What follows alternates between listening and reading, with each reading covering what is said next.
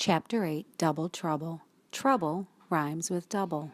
Believe me, I was thinking about double trouble that night. Art's good grade on the math test was cause for celebration. Art becoming friends with Paul was cause for celebration. Seth sitting still, or at least not popping up out of his chair every few seconds, was cause for celebration. But I had not done one thing to help Miranda, whom I had gotten into trouble. And now Mandy clearly was having some kind of problem I didn't understand. Lately, I've been spinning more to keep my mind off my friend's troubles. I was spinning so much I wasn't eating all the food I had stored away in various places in my cage. All hamsters know that it's a good idea to have some food stashed away in case of emergency. Og, being a classroom pet, may not be an important job, but it's not an easy one either, I squeaked to my neighbor, because we've got to try and keep all our friends out of trouble. Boing, boing, he twanged back at me. He's a very wise frog. I'm worried about Miranda, I breathlessly explained without stopping my wheel. Boing, Og did a giant leap. And I'm worried about Mandy, I said. Boing, boing, Og jumped up and down twice. I knew he was worried about Mandy as well. And I can't think of one single thing to do that would help either one of them. Can you? From Og, silence. This was not a good sign. I got out my notebook and decided to make a plan. To make a plan, it helps to make a list. So I wrote, Plan to help Miranda. Number 1. I stared at that one and stared some more. No matter how hard I stared at it, I couldn't think of anything to write. The only way I could help Miranda would be to prove to Mrs. Brisbane and the whole class that she didn't leave my door unlocked. And the only way I could prove that was to let everyone see that my lock didn't lock, which meant that someone would put a new lock on my cage and I'd never be able to get out again. I wouldn't be able to have any more exciting adventures, and more important, it would be a lot harder for me to help my friends. I closed my notebook and went into my sleeping hut. I couldn't sleep because every time I closed my eyes, I saw Miranda's face in front of me. I couldn't stand that for long, so I crawled out of my sleeping hut and went over to the side of the cage closest to Og. I tried to make a plan, but I didn't get far. Og sat there like the lumpy, bumpy frog he is and blinked his eyes. That is, the only plan I could think of would mean I'd be locked in my cage forever. Og sat as motionless as the rock he was sitting on. Well, you must have some ideas. I was practically pleading with him now. He didn't even look at me, but I'd learned an interesting fact in science class. Frogs can see all around them without moving their heads because they have 360-degree vision. That's good because they don't have much in the way of necks. I know you can see me, Og, and I know you can hear me, even though you don't have any ears that I can see. Are you ignoring me? It appeared that he was. Are you trying to think of a plan, too? Og jumped up and let out a very loud boing. I was so startled I jumped backward and hit my head on my wheel. Our strange conversation, which to humans would sound like a golden hamster squeaking and a green frog twanging, ended abruptly when the door handle rattled and the lights came on and Aldo pushed his cart into the room. I'm back, Aldo said. His greeting didn't sound as warm and cheery as usual. In fact, he parked his cart in front of my cage and let out a loud yawn. Sorry, fellows. I'm kind of tired tonight. I've been studying and writing papers and working, and you don't want to hear about my problems, do you? Yes, yes, yes, I squeaked.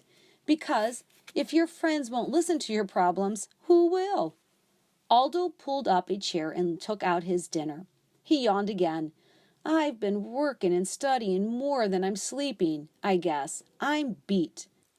After he chewed his sandwich in silence for a few minutes, he opened his bag. Whoa, I must be tired. I almost forgot, Humphrey. Here's a tomato, thanks to Aldo Amato.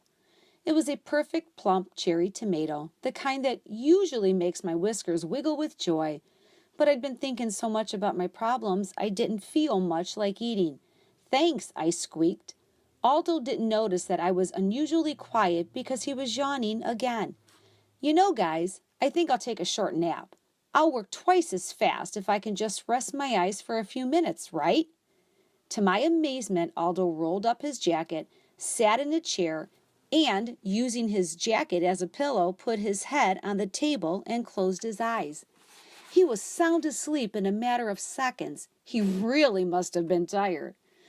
It was quiet in room 26, with only the tick, tick, tick of the clock, which I couldn't hear in the daytime, counting off each second. Do you think he'll sleep for a long time? I squeaked to Og. After all, he has work to do. Og dove into the water and went for a swim. Big help he was. Aldo looked peaceful dozing there. Still, the hands of the clock kept moving round and round. 15 minutes, 20 minutes, 30 minutes. At one point, Aldo moved. Good, he was waking up. But instead, he rolled his head to the other side and kept on sleeping. Og, how many rooms do you think he has to clean? I asked. After all, Aldo has a big responsibility getting all the rooms in Longfellow School clean each night. Classrooms have a way of getting messy, with squashed crayons, crushed chalk, and lots of scuff marks on the floor. Og splashed again as he climbed back onto his rock. When I glanced over, I saw he was staring down at Aldo too. I wouldn't want him to lose his job. I knew how terrible Miranda felt when she lost her job. Og let out a big twangy boing. Aldo didn't move a muscle. He was really sound asleep. I checked the clock. Aldo had been sleeping for 1 hour. At this rate, I wasn't sure he could get his job done, at least not as well as he usually did it. We'd better wake him, I squeaked to Og. I took my friend's silence to mean yes. On the count of 3, okay? Augie? 1, 2, 3. Og and I let loose with a series of boings and squeaks. That was quite amazing, even alarming. Aldo remained fast asleep. How else could one small hamster and one small frog wake up our sleeping friend? Then I remembered something that was bad, bad, bad. However, in this case, it might turn out to be good, good, good. Once, when I was riding the bus home with Lower Your Voice AJ, Mean Martin Bean, the bus bully, told him to be quiet. When AJ kept talking, Martin took some paper, wadded it up in a little ball, and put it in his mouth to wet it. Then he threw it and hit AJ in the neck. Yuck, AJ had said, rubbing his neck. That wad of wet paper made an impression and gave me an idea for a plan. I gathered together some of my bedding material, which is shredded paper, and tried to mold it into a ball. Being a clean and sanitary hamster, I wasn't about to put the stuff in my mouth. Instead, I went to my water bottle and tapped it so a few drops trickled down onto the paper until I was able to shape it into a ball. I worked it between my paws until it was as round and smooth as a baseball. I went to the side of my cage and looked down at Aldo, who was sleeping peacefully. Then I had a terrible thought. I was a small hamster after all. How could I be sure I could throw the ball so it would hit Aldo on the neck and wake him up? I'd have to throw it with all my might. Even though I was strong from spinning on my wheel and climbing ladders and tree branches, I was tiny compared to Aldo. Then I remembered gravity. Mrs. Brisbane had explained gravity to us in science. She is an excellent teacher. Gravity is a force that pulls things toward the ground. It's the reason we don't float above the ground all the time, which might be fun for a while, but not all the time.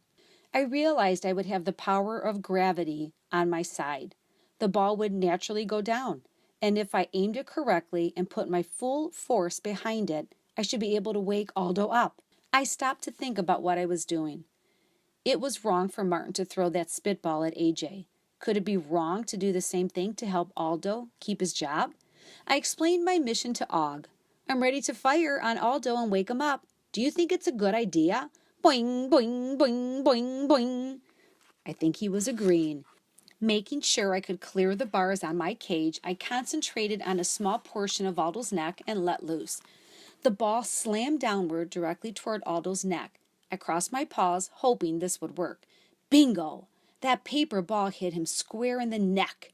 His hand went up to rub the spot, and best of all, his eyes opened.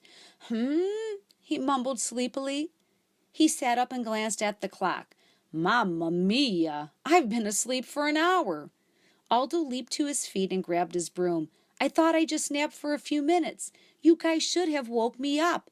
If I lose this job, I won't be able to afford to go to school. Sometimes humans don't give credit where credit is due, but all I cared about was Aldo keeping his job. Phew!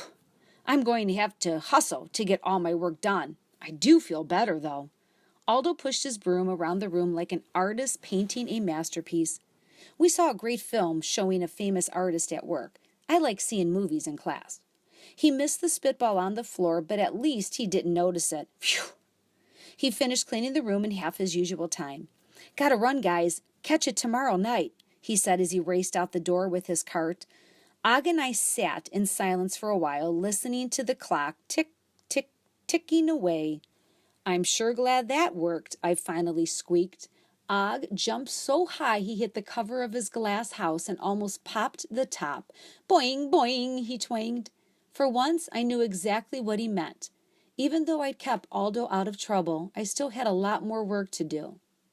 Longfellow custodian attends local college. Aldo Amato says the extra hours of studying will be well worth it once he becomes a teacher.